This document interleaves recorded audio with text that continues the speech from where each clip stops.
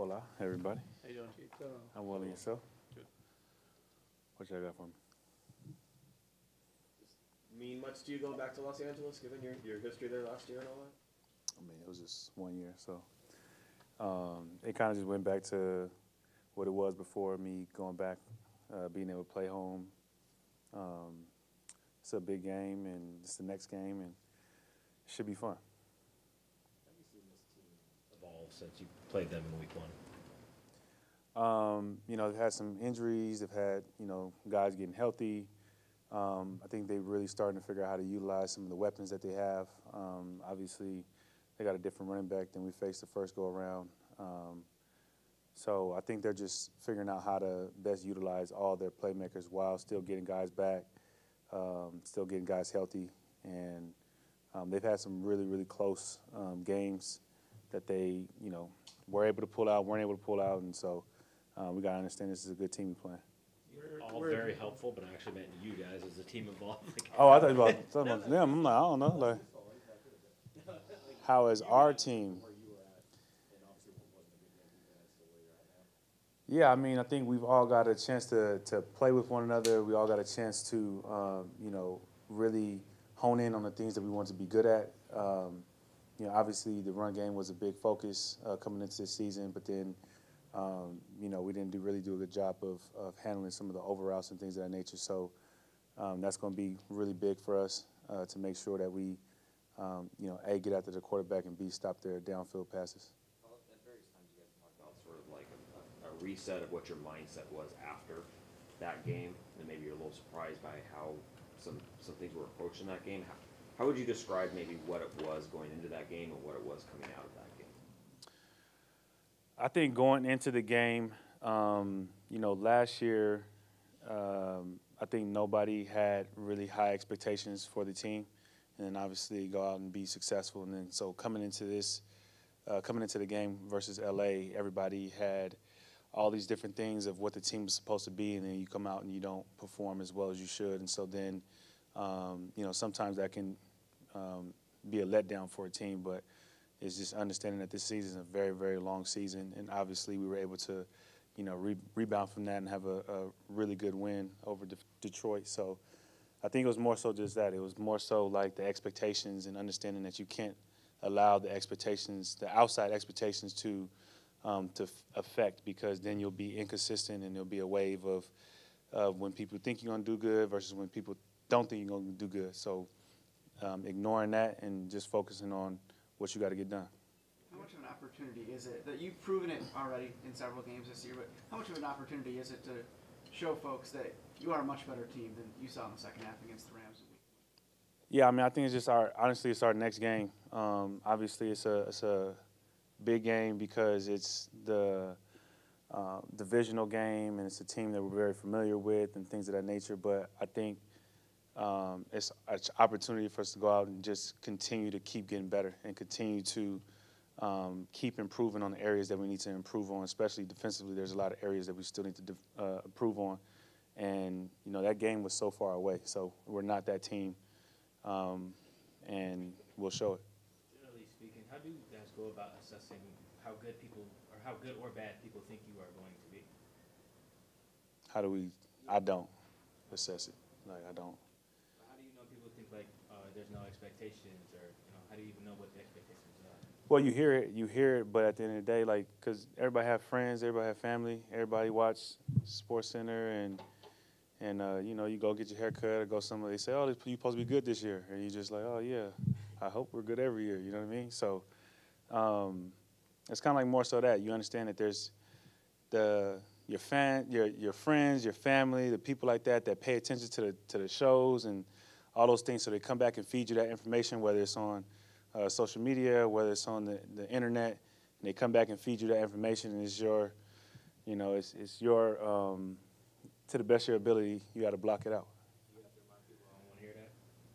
Nah, I mean, people are pretty good not telling me stuff, unless it's funny. If it's a funny video, I want to see it. Did you ever at any point watch talking head sports TV shows, whether they're talking about you or just the league at large? I mean, I like First Take. I watch First Take a lot. You focus on one game at a time, but when you take a look at the next 4-game stretch. You have 3 divisional games, 3 of them on the road. I mean, how critical is the next kind of stretch for this team in terms of, overall look at the season? I think it's big. I think it's big for us to be able to kind of establish our place, where we're going to be at towards the end of the season. But like you said, I think you can't focus on the next one because then you're facing a good team like right now.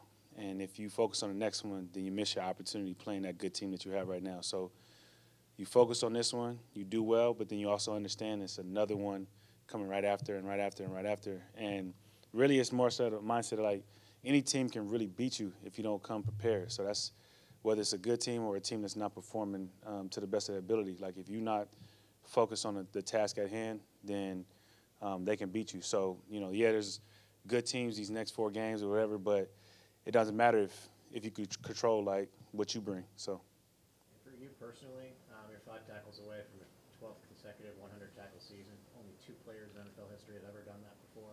I didn't know that. Yeah, what does that mean to you? Honestly, I just, tackle people, try to be the best version of myself, try to help this team out the best that I can. I had a cool moment with London Fletcher. We had text before, but we never really met in person. So that was cool to be able to talk. I think he's one of those guys, I believe. And being able to have a conversation with him like that was pretty cool, and just the amount of respect that I have for him. And, you just want to be viewed that same way whenever you walk away from the game. When was that? Before pregame. Yeah. Go ahead, Greg. What's the coolest thing for teammates about Tyler Lockett that maybe a lot of people don't know? The coolest things? What do you mean? What makes him such a great teammate or person on and off the field? I mean, he's obviously adored here in this building. I would say his vulnerability. He's willing to share a lot with himself, what's going on, but also it opens you up to share what's going on with you. And I think that's what makes him easy to talk to and relate to, because he's not really closed off. He opens himself up to you getting to know him and then him getting to know you. He's a fun guy to be around. He's definitely funny, not the funniest teammate, but he's funny. He has moments. And then he is who he is. And I think a lot of people, when you see somebody that is who they are every single day, regardless of the circumstances, it's inspiring. So I think that's another thing as well. When did you notice him being so personal and vulnerable? How far into his career? It didn't take that long. Maybe after the first couple games. It was there, but you had to have the right people to pull it out. But once they did, it was, he became himself really quick. You've played almost every snap again, just like always in your career and stuff like that. But do you feel the same at this point in a career, that like you would have, I guess, 10 years ago, having done all this physically and all that? Or is there any more of a challenge to it? Or? It's kind of funny. I feel like I get that question a lot. And I would say I feel the same, but the process is different. Like when I was a rookie, I feel like I could eat whatever I want. Like I could eat pizza, I could eat, junk food, candy, all that other stuff, and I'd be fine the next day. And as I got older, I couldn't really eat those same things. So the attention to detail when it comes to like the diet and the water and the stretching and all that stuff became more important later on in the career, and I put more focus in that. I think that's what's helped me keep it the way it is today versus like before. Maybe I wasn't, when I was a rookie, maybe I wasn't as committed to like getting massages or going to yoga or whatever. I might wake up one day and be like, I feel good, so I'm gonna miss this. But as I got older, I got more disciplined and made sure that the things that I needed to do to perform well came first. What can't you have now that totally messes you up if you were to have it? What can't I have now? I mean, there's nothing I can't have. I know how to get rid of it if I need to, but I don't know. I don't eat cake and stuff. I don't eat none of that stuff really. I'll have some cereal from time to time. I can't turn down Oreos, anything that got Oreos or Oreos in it. But it's just like my whole thing has always been like it's in moderation. It's like I might have one pizza and I walk away versus like a lot of people can't have that control. They got to eat like 4 or 5. So I don't do that. One pizza or one piece of pizza? Huh? You said one piece of pizza? One slice. Okay. Like, You eat red meat? I do a little bit. Yeah, moderation. I had a point when I didn't, but I didn't feel no difference whether I had it or didn't have it. When you signed back here, did you make it clear to them that you're not coming off the field, or did you have to kind of negotiate or come to that with them? Nah, I just was kind of letting things play how they're gonna play out. I think, you know, I was coming back into somewhat of a new situation, and I felt like I just wanted to prove that, you know, I'm playing at a high level, and that's all I could control. And so I wasn't coming back and making demands or anything like that. I just wanted to come back and be myself and be the best version of myself. And if that was me playing every snap, that's me playing every snap. Pete Carroll said you weren't real cool with coming off the field at the end in Baltimore. Why not? I wasn't. I mean, just because we weren't,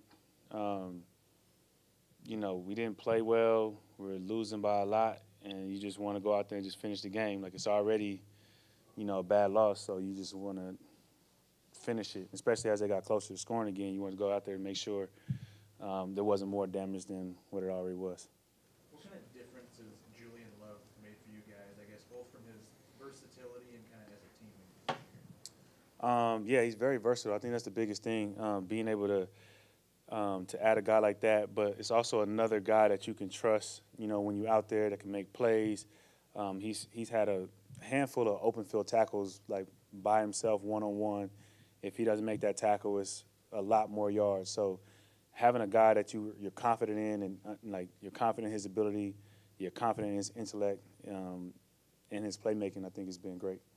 Back to the 100% snaps, I got to ask you, how many years you think you could continue doing this? I mean, I could do anything I put my mind to be honest. I watch LeBron and see what he's doing at 21 years old, like 21 years into the league. I feel like anything is possible. It's just more for like a want type thing. Like I said, I think y'all asked me last year, like or last week. At 41, I'm not going to be up here. Will not be. Yeah, LeBron don't got to do. He just, you know, fadeaways and layups and all that stuff. Not saying it's hard, but yeah, we get hit. They hit somebody, they get suspended. We hit somebody, it's just, you know, it's fun. They get hit, that guy gets suspended. We get hit, we probably get fined because we play defense. So defense gets fines for everything. How many more years could you see yourself wanting to do this? I don't know. Just I'm taking it year by year. My body feels amazing, and obviously it's a lot that goes into every season. I understand that teams have visions and things like that, so I'm not really looking too far. I'm just being here in the moment. Go back to LeBron. He's quoted as saying sleep is important in his recovery.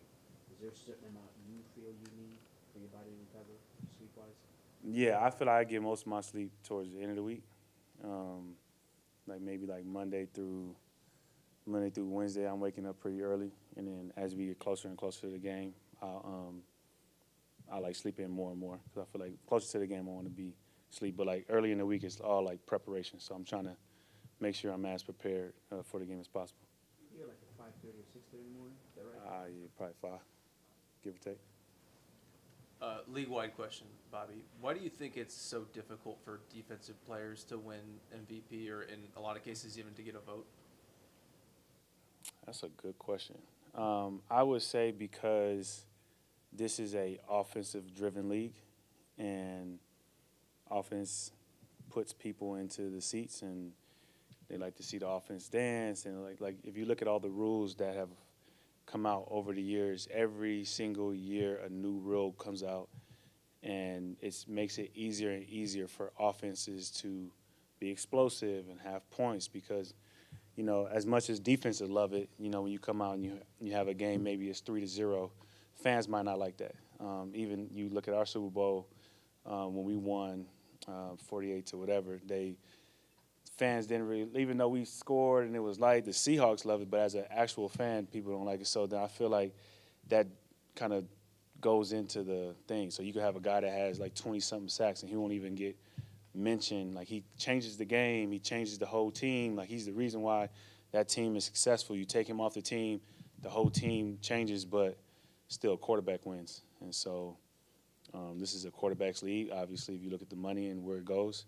So they're going to look at them first, and then everybody else kind of comes second. You almost have to, like, use media to put a defensive player into MVP. So, yeah, that was sort of my next question. What do you think it's going to take for a defensive player to get it? The media.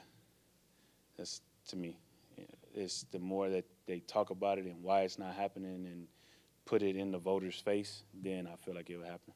But as long as it's not a problem to the world, then it'll just stay the way it is. How do you feel about you guys' third down defense right now? We need to be better, for sure. I don't know where we're at, but I know we need to be better. You about to tell me? Would you like to? Sure. Okay, don't tell me. Don't tell me. Just we need to be better. I know we need to be better, and I think it helps. It helps us so we don't have to have long drives. It helps us because it gets the ball back into offense's hands, and it's just such a critical thing. Like third downs, the red zone, all those different things. It's such a critical thing to be a good defense. So we got to be better at that. Generally, what goes into being a good third down defense? I think it plays a lot into the first and second down because sometimes those third down is a lot harder to be successful when it's like 3rd and 1 or 3rd and 2, the short distances, because the offensive playbooks is still wider versus you get 3rd and 10s, things of that nature. They have to throw it downfield. Or, you play a team that just doesn't care and they just, run a screen or a run and get off the field. So I think being better on first and second down, making the third downs a little bit better and more easier for us to win, I think that helps. You were talking about your recovery earlier. You guys have kind of a wonky schedule coming up with, the short week and then a normal week and then you get a break. Do you change anything with your recovery plan, knowing how kind of different the schedule is over the next 2 weeks, essentially? Yes. When we have a Thursday game, I think the recovery starts after the game. So as soon as we get done on Sunday, I'll probably start treatment that night or whatever, just because you have to, because there's not enough days to kind of get everything, and you're trying to fit a week's worth of what you normally do into, I believe, like 3 days before the game. So you just have to start it sooner, and that week is kind of like there's nothing really else important outside of just recovering. In the past, though, you've had that extended weekend before you go back into sort of a normal weekend. This time, you really don't. Does that change sort of, I guess, in those situations where when you've had a Thursday game, when you've had that extended weekend afterward, are you back to normal by the time Monday, Tuesday rolls around? Does that change knowing that you don't have that break this time? Yeah, I don't know. This is my first time doing that, so I don't know what it's going to be like, but I know that, they don't care, so you have to be ready. You know what I mean? Like, they don't care, like, how you feeling or, if you're able to get into yoga classes or massages. They just like, hey, next Thursday, you got to be ready. And so normally when you have those 3 days where you can kind of relax and things of that nature, I think that's always been the, all right, let me get to Thursday, let me feel the best I could possibly feel, and then I know I have 3 days after this to rest up. And so you don't have that, so it's probably it puts more on you to make sure you have to recover after that game and then do it all again. Is there anything you appreciate about how the style that Zach Charbonnet has when he runs? Say it one more time. Is there anything you appreciate about Zach Charbonnet's running style? Yeah, I always respect and appreciate running backs that don't go out of bounds. Like, they rather hit the person instead of go out of bounds, or, they finish their runs. So as a rookie, that's always been impressive, the way that he seeks contact, like to run through people, and, it's a tone setter, for sure. Appreciate it, guys.